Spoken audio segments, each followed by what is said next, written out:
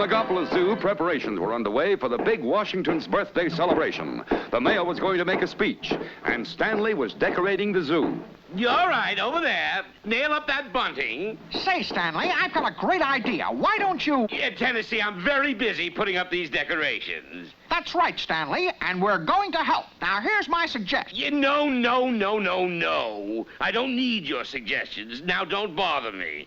Yo, hello, Mr. Mayor. Hello, Livingston. I just stopped over to see how things were going. It certainly does look nice. However, I'd like to see something up on top of that tower. Some great symbol of freedom and liberty. I'll make it the high point of my speech. Certainly, Mr. Mayor, certainly. Gee, Stanley, what are you going to do? Nothing to it, Tennessee. The mayor doesn't know it, but down in the basement there's a full-size model of the Liberty Bell. It's just perfect for the top of the tower. Now, you boys run and tell Flunky to get some men and put that bell on top of the tower. Yeah, I have to go into town. Let's go look for Flunky. Don't be ridiculous, Chumley. Stanley hasn't let us do a thing about the decorations, so we're going to do this bell bit ourselves. Oh, boy. This bell sure is heavy. It sure is, Tennessee. Real heavy. This bell is heavy. Stop talking and heave. Here we go.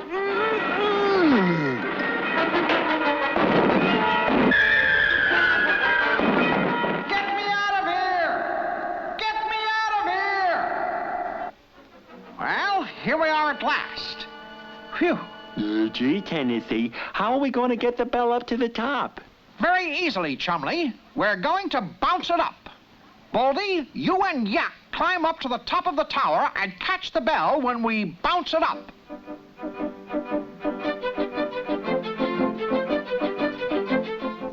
Ready? Ready.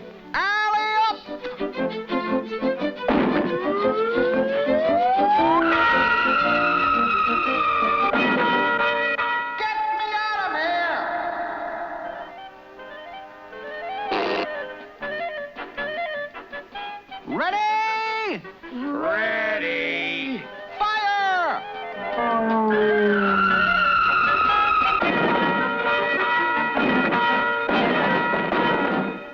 Get me out of here! This time we're going to do it right. This scaffolding will get us to the top. Ready?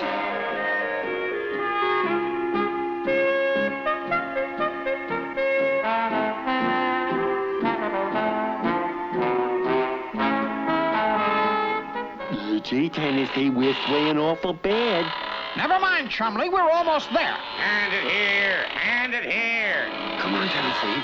Come on. You just about had it. Okay, Tennessee.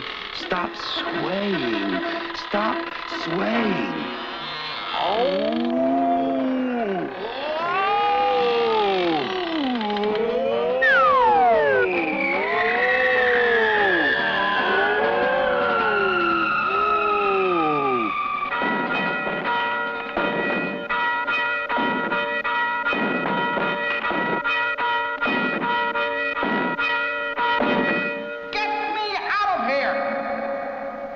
Gee, Tennessee, what we need is an elevator. Yeah, that's a good idea. An elevator. Oh, that's a good idea. Sure, but how do you build an elevator? We'll go see Mr. Whoopi and find out.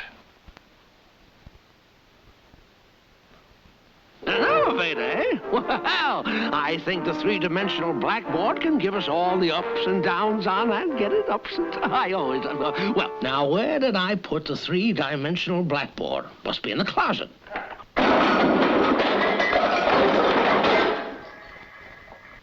Ah, yes. Here it is.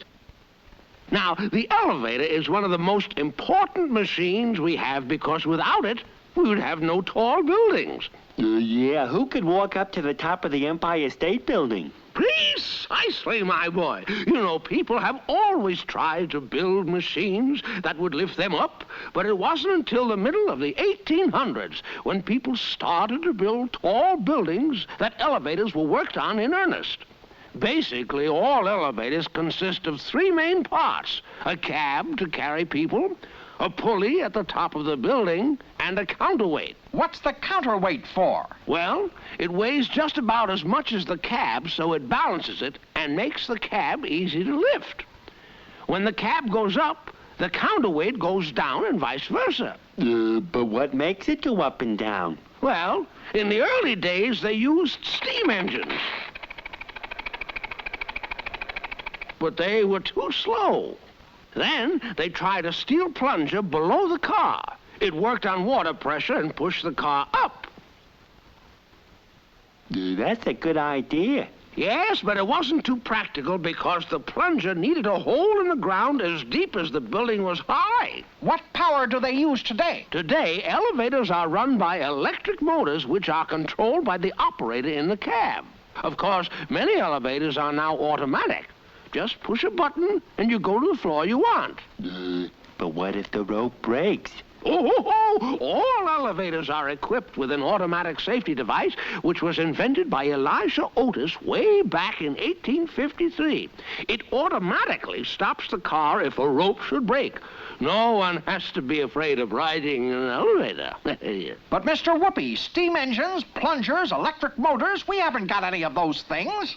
Just remember that an elevator is three things: cab, pulley, counterweight. You can supply the power by pulling on the rope. Got it. Thanks a million, Mr. Whoopi.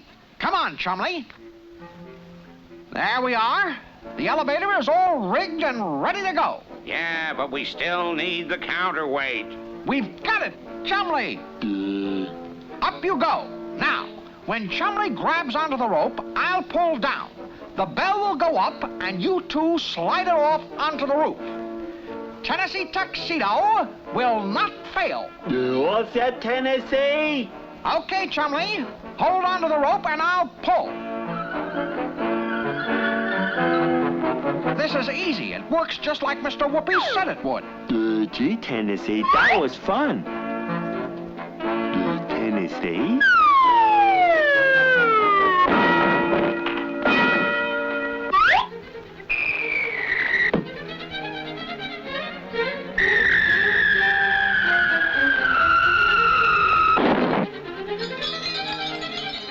But finally, our heroes had the elevator working and the bell on top of the tower. Perfect. Now let's see if it rings. I wouldn't do that, Tennessee. That bell has taken a beating. Anything more might break it. Don't be ridiculous.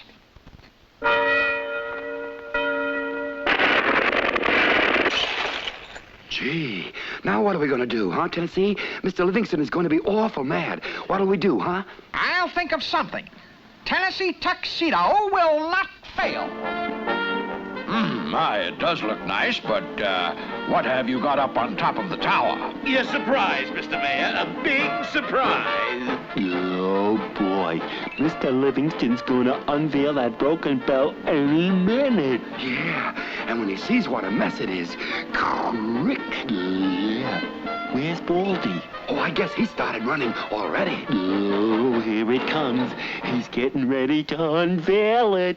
Yeah, now, on George Washington's birthday, it gives me great pleasure to unveil that great symbol of freedom and liberty, the Bald eagle, our national bird, a true symbol of freedom. Livingston, you're a genius.